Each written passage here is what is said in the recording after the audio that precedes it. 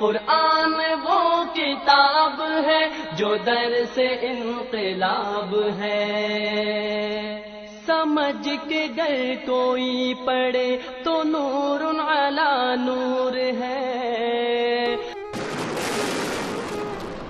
اسرائیل کی جانب سے رات بھر جاری رہنے والی بمباری اور اس بمباری کے نتیجے میں مستقل ہلاکتیں۔ اس مردخانے میں ایک خاندان کے 2 بچوں کی لاشوں کو لایا گیا ہے۔ اس خاندان کے 17 افراد بمباری میں ہلاک ہو چکے ہیں۔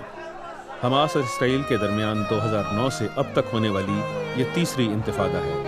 اس جنگ میں خود اقوام متحدہ کے مطابق شدت پسندوں سے زیادہ عام شہری ہلاک ہوئے ہیں اور اب تک 4000 افراد اپنا گھر بار چھوڑ چکے ہیں۔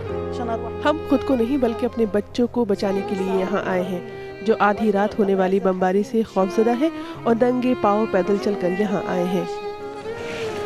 اسرائیل کہتا ہے کہ فلسطینیوں کی مشکلات کی ذمہ دار خود حماس ہے اور اس کا ہدف حماس ہے نہ کہ عام فلسطینی۔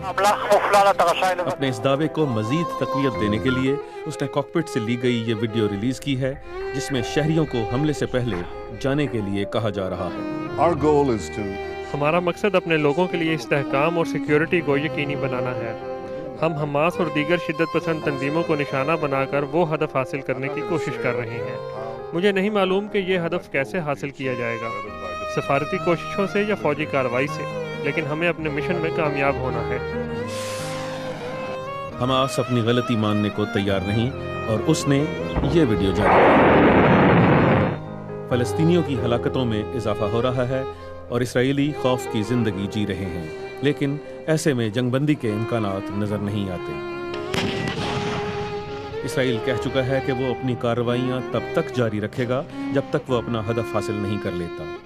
اقوام متحدہ کے علاوہ عالمی برادری کی جانب سے اس پر ان حملوں کو روکنے کا کوئی خاص دباؤ نظر نہیں آتا۔ ایسے میں یہ خدشہ مزید بڑھ جاتا ہے کہ غزہ میں ہلاکتوں کا سلسلہ جاری رہے گا اور زیادہ سے زیادہ فلسطینی نقل مکانی کرنے پر مجبور ہوں گے۔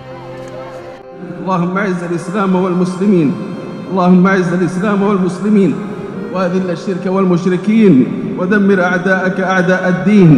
اللهم انقذ المسجد الاقصى من براثن اليهود، اللهم انقذ المسجد الاقصى من براثن اليهود، اللهم انقذ المسجد الاقصى من براثن اليهود، اللهم اجعله شامخا عزيزا الى يوم الدين، وارزقنا صلاة فيه قبل الممات يا رب العالمين، واقر عيوننا وعيون المسلمين في كل مكان بنصر فلسطين ونصر أهل المسجد الأقصى برحمتك يا أرحم الراحمين يا ذا الجلال والإكرام.